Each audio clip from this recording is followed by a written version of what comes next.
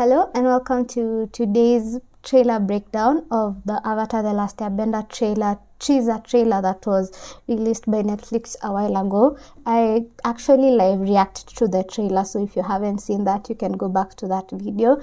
And this video is actually here to just look closely to some of the scenes that I found interesting and just have a good time talking about them. So yeah, without further ado, let's get into it.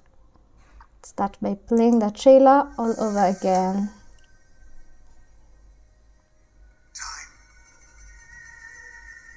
Time is a funny thing. You see, when I first saw this first scene with the fire, I actually thought it was the Fire Nation. And then I actually saw people running away, or rather running for their lives, running away from the fire. And it immediately clicked to the fact that Netflix is going a step forward, or a step in the right direction, by actually going back and actually showing us the attack of the Airbenders. We didn't get to see that in the original animation, or rather the cartoon. So I think them actually showing us what kind of happened when Sozin's comet hit and the Firebenders took advantage of the power that they get from that actually is quite interesting. Sorry for that. I actually think it is quite good because we didn't see that, and I'm thinking it's because it was a kids show, so they could not show a whole genocide to children. This is not Attack on Titan. So yeah, I think this is an interesting take, and I think it will help in padding the runtime, because remember, unlike One Piece, they don't have like a lot of information to water down. They don't have the same kind of content as One Piece. One Piece has a lot of things to cut out of, and Avatar The Last Airbender doesn't have that much content, I feel. So I'm thinking just them adding some of the few things will help pad the story time a little better. So yeah, let's continue. I loved seeing this iceberg scene because that's where we finally get to see Aang and Appa. And this is actually one of the first scenes from the animation, which is quite legendary if you ask me, because that's where we see the first time the Avatar team gets in contact. So this is quite an amazing scene, so I can't wait to see what they do with it. And the other thing that really hyped me up is this first scene of Umashu. I hadn't realized it was Umashu until we saw all the buildings made of stone. So yeah, it was definitely Umashu, especially the structure. Yeah. The other scene that I really liked was this scene by where we get to see Zuko kind of leave, being banished rather. We never got to see him being banished. So I think this is quite interesting, especially with Iroh just looking over with so much pity. Iroh wasn't banished, but he chose to accompany Zuko in his banishment, because remember that Iroh sees Zuko as his son after losing his actual son. So yeah, I think this was quite a good scene. Yeah.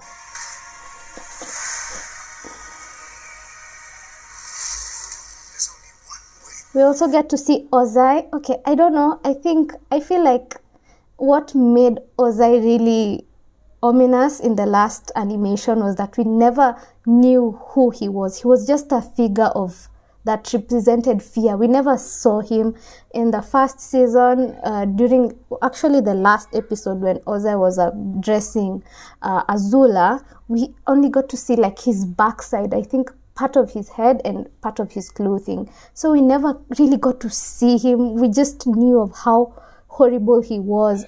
He was set up the same way this guy from Harry Potter was. I don't remember his name. He who shall not be named. He was set up the same way. So I'm not so sure about revealing Ozai this early on, but that's it. Let's see.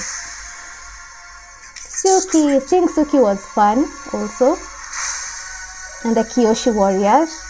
Roku's Island, I like how good it looks. And the best revelation, obviously, was Aang's revelation, as you can see from my screen behind there. The last movie by Shyamalan, which was a disaster, which I think should be banished in the pits of hell, really did a disservice to Aang, because we couldn't even pronounce his name right. That was such a disservice to this character that we really, really loved. So I don't know, seeing him like this was quite a breath of fresh air. I think they got him right. And they used one of the main theme songs of Avatar: The Last Airbender, so that was really cool to see.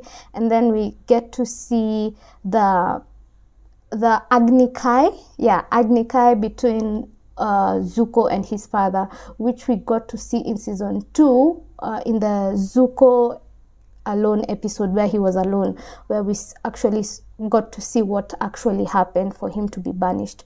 They're actually showing this scene in the first season.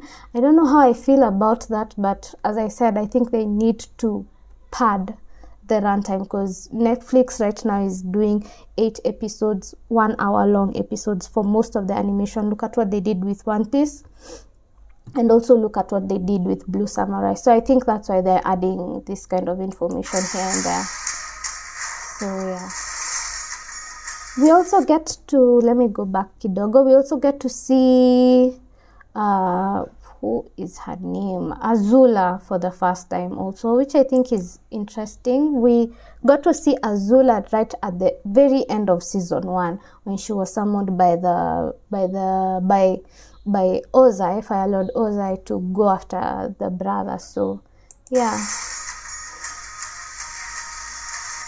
I like this other animation of seeing how Aang gets to be back in his not be back rather, or rather get into the avatar state.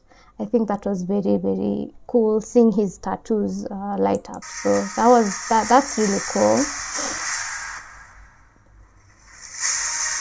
And we get to see Appa for the first time. We don't get to really see his face, but I hope he's not as scary as in Shyamalan's movie. In Shyamalan's movie, he looked like something out of nightmares. So yeah, we got to see the gang up on Appa, and as I usually say, I don't think Team Avatar would have been this successful without Appa. Appa did 80% of the job. And we get to see Momo as well. This was such a fun scene to see. And I'm thinking, as I've heard from other creators as well, seeing that this is how they're going to animate Chopper from One Piece. So I'm thinking this is what they're going to do with Chopper. So, but let's see. I think this is pretty cool, because Shyamalan did away with Momo. I don't think we had a Momo in Shyamalan's movie.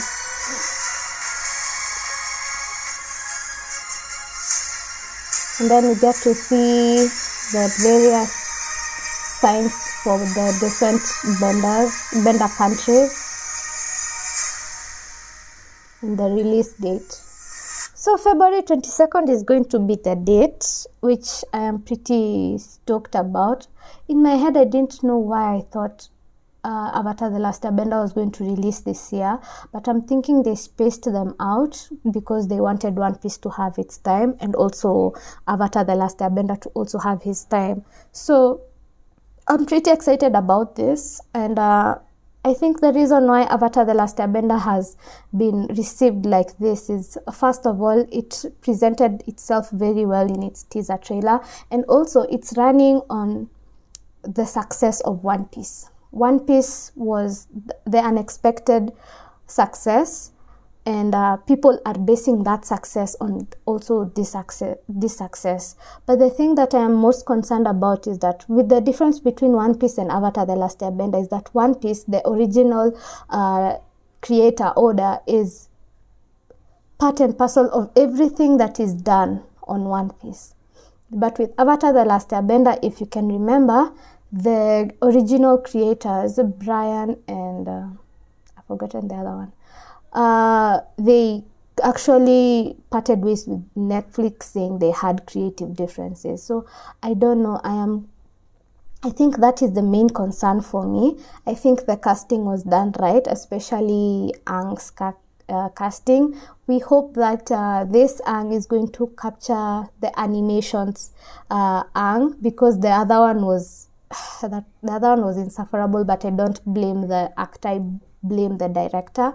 So just as the live action One Piece Luffy at least try to capture the anime version of Luffy, I hope he gets to do it as well. So I think with time they're going to release more detailed trailers, and I think this is going to be a highlight for Netflix. I hope they don't change it. They should stick to its original animation, the thing that people fell in love with. And as I said, the One Piece live action success is what even created more buzz for the anime rather. And the thing is, if you do a live action and you do it really well, you actually get a platform or a chance to invite new audiences. For me, I'm not a great fan of live action because it's like repeating something, which I feel defeats the purpose. But if done right, you get to attract more audiences or customers to the original content rather. And that's what One Piece did. A lot of people who are new to One Piece and watch the live action are now watching the anime, however long it is, because One Piece is work. You have to be really dedicated to that journey because it's a long one. So hopefully, if Avatar The Last Airbender, the live action, is as good, it will attract people to go back to watch, or rather get those new audience to watch the original animation that we fell in love with, that I fell in love with. Avatar The Last Airbender is special to me because it was my comfort show for a very, very long time. So I'm hoping and praying that they do justice to this. And yeah, I think that's it. Let me not make this video too longer than it needs to be, and I'll see you on the next one. I'm planning to do more trailer breakdowns. I'm planning to do more character breakdowns from Attack on Titan, and just scene breakdowns as well. So yeah, this is quite fun for me, and I hope to see you on my next video. Leave a like, comment, subscribe, share with your friends, share with your followers, and I'll see you on the next one. Bye.